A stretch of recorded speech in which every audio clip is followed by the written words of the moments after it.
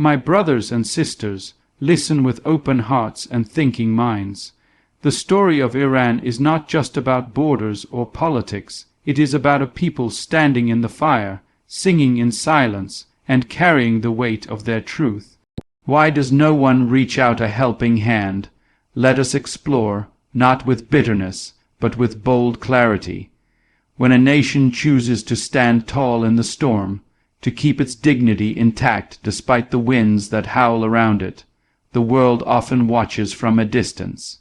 Iran has done just that, stood upright, head high, even as thunder rolled across its sky. But instead of gathering around it with shelter and support, many turned away. That tall tree in the middle of the storm is easy to admire from afar, but few are willing to draw near and feel the weight of the wind pressing against its branches. It is in this standing alone that a certain silence grows. A silence not of peace but of avoidance, a silence shaped by suspicion and fear. To stand tall is to claim your space in the world, to declare your right to exist, to speak, to choose your own future. Iran has done that in its own way, for its own reasons. But when you are not easily bent, when you are not quick to obey the louder voices of the earth, the help that might otherwise arrive gets trapped behind pride, politics, and prejudice. This isn't new. History is full of stories where the strong were left alone, not because they were undeserving, but because they were too proud to beg and too bold to be pitied. And so the world, unwilling to match that courage, stayed back and watched. But just because the world does not step in doesn't mean the soul is abandoned. There is a sacred strength in self-reliance, a holy resilience in surviving without a handout, and maybe that is the lesson. When no one comes to pull you up, you learn to use your own feet, your own spine, your own heart. Iran's people have learned to live through hardships that would have silenced others. They have written poetry in the dust, sung songs through broken windows, and kept the fire of pride alive even as the world passed them by. That kind of survival builds something more lasting than sympathy ever could. For it is easy to lean on a hand, but it is transformative to discover that you can stand without it. There is no shame in being helped, but there is glory in overcoming the odds when no help arrives. And when a nation like Iran rises each morning, goes about its day, raises its children, and dares to hope in the face of abandonment, that is a kind of power the world cannot deny, even if it pretends not to see. In time, those who looked away may realize what they missed, the opportunity to stand with the strong, to learn from the unyielding, and to share in the making of something truly free. But until then, let the tall tree stand. Let it rise against the wind, because when you stand tall alone, you do more than survive. You become a monument to unshakable spirit. The pain of being misunderstood is not just emotional. It becomes political, cultural, even spiritual. When a nation is consistently painted with a single brush, its depth and diversity are buried beneath stereotypes and fear. Iran has long been viewed through narrow lenses, crafted by media, shaped by politics, colored by old rivalries and fresh suspicions. The world doesn't see the mother praying before her child's school exam. It doesn't see the boy dreaming of stars while flying kites on a rooftop. It doesn't hear the call to poetry echoing from hearts that have endured far more than most would understand. Instead, the world hears noise, headlines, and a narrative it never tries to question. It's easier to simplify than to study. It's easier to condemn than to converse. People fear what they do not know, and they turn from what they do not control. So help doesn't come, not because help isn't needed, but because those with the power to help choose instead to misunderstand. They act as if a label can explain a life, as if a headline can capture a heartbeat. But no nation, no people, no soul can be summed up in a soundbite. Iran, like any land full of history and humanity, holds multitudes.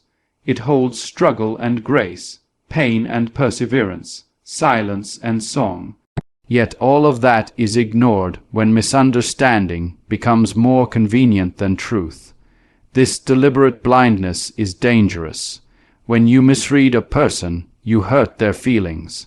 But when you misread a nation, you damage generations. You block progress, you halt peace, and you build walls where bridges could have stood. The world's refusal to truly understand Iran is not just a diplomatic failure. It is a failure of empathy, of decency, of imagination. Understanding demands that we listen not just to respond, but to feel. It requires humility, the kind that says, maybe I don't know the full story, maybe there's more to see. And yet, despite the distortion, Iran continues.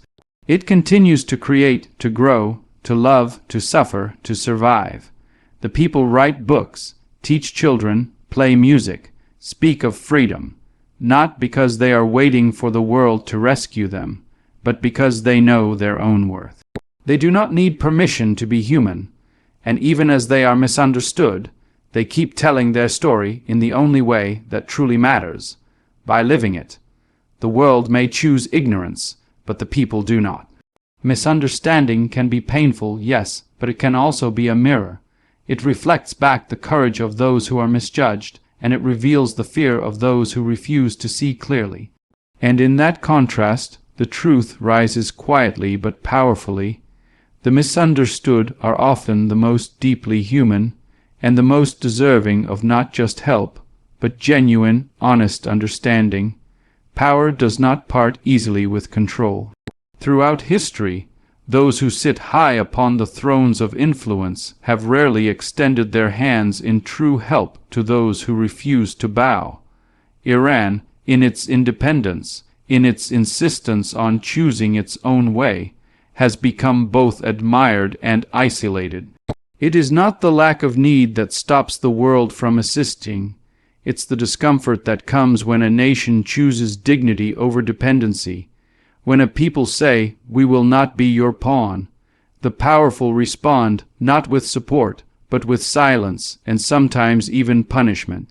Helping someone means letting them rise on their own terms, and many in power are not comfortable with that. They want the strings attached. They want their name on your gratitude and their rules in your recovery. But Iran, despite everything, has said no. It has said, "We will rise, but not with your leash around our necks." That kind of resistance unsettles the global order, especially in a world where influence is currency. And so, help is withheld not because there is no compassion, but because there is a fear of losing control. This dynamic is not unique to Iran. It is the same for any individual or nation that refuses to be molded by another's hand. The moment you say, "I will find my own way," many stop walking beside you. It's not that they can't help. It's that your independence challenges their authority, and power, when challenged, would rather starve you of support than see you stand taller without it. But that refusal of help, that withdrawal of aid, often ends up feeding a deeper strength. Because when you learn to build with your own hands, to gather from your own soil, the victory becomes yours alone. Iran's struggle in this context is not only political, it is spiritual. It is a fight to be self-defined, to say, "We are more than what you write about us.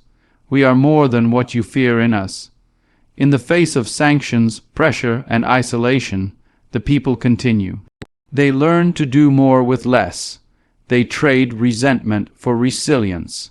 They turn absence into ability, and slowly, sometimes painfully, they begin to realize that what they thought was punishment has become preparation. The greatest help, in the end, may not come from outside. It may come from the awakening that happens when you're forced to stand on your own.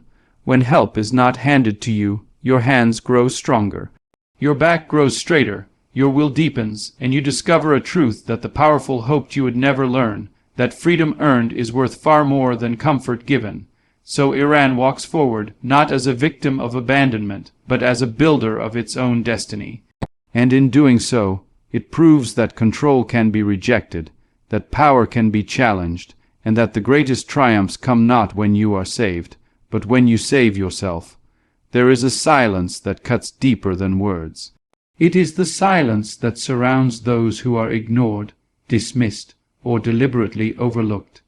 Iran knows this silence well, the kind that echoes louder than shouts, the kind that fills the room when help is expected but never arrives. When voices outside go quiet, there is a temptation to let the silence seep inside, to believe that being unheard is the same as being unworthy. But silence around you must never become silence within you. The world may not speak your name with kindness, but that must not stop you from speaking it with pride. When others won't amplify your story, you must become your own storyteller. When no one lights the torch for you, you must learn to spark your own flame. This is not easy. It requires discipline, faith, and above all, the courage to listen to the inner voice when the outer world has gone mute. Iran's people have had to master this courage. They have been forced, time and again, to find clarity in confusion, to find rhythm in noise, to find strength not from global alliances, but from the beating heart of their own culture and spirit. This silence from the world is not neutral. It sends messages without speaking. It says, "You are too difficult," or "You are too proud," or even worse, "You are not worth the trouble." But here is where the real test lies. When you are treated as invisible, you must not disappear. When others act as if your pain is too complex to matter, you must still honor your truth. Iran, through years of being cast aside and misunderstood, has not allowed that silence to break its inner voice. The poetry still flows, the music still plays, the prayers are still whispered, not in desperation but in defiance, and in that there is power. You see, when the voice within you stays strong, it becomes an anchor. It keeps you rooted when the winds of global politics try to shake your foundation. That voice is your truth. It is the story passed from grandmother to grandchild, the melody sung by farmers and artists alike, the heartbeat of a people who refuse to forget who they are. It grows louder each time it is ignored. It grows sharper each time it is doubted. The greatest threat to those who wish to silence you is your refusal to go quiet, and that is why Iran's spirit endures. Because its silence is not surrender. It is the stillness before the rise. It is the calm before the call. And when the world finally turns its ear to listen, it will hear not the cry of the defeated, but the roar of the unbroken. That roar will not come from bombs or bullets. It will come from voices that refused to die, from stories that demanded to be heard, and from a people who never allowed outer silence to kill the voice within. What appears as abandonment may, in truth, be a lesson wrapped in hardship. Help, as we imagine it, often wears the face of ease, a lifted burden, an open door, a friendly hand. But sometimes when help does not come, something deeper is at work. Iran, often left to walk its road alone, has been forced to look inward, and in that solitude it has uncovered its own strength. While the world withheld aid, withheld understanding, and withheld acceptance, something else was growing quietly within its people, a resilience shaped by necessity, a brilliance sharpened by struggle. It is easy to believe that absence equals failure, but sometimes the absence of comfort reveals the presence of purpose. The very lack of support becomes the crucible where endurance is refined. Every hardship, every sanction, every ignored plea has become a brick in the foundation of self-reliance. Iran has not simply endured, it has evolved.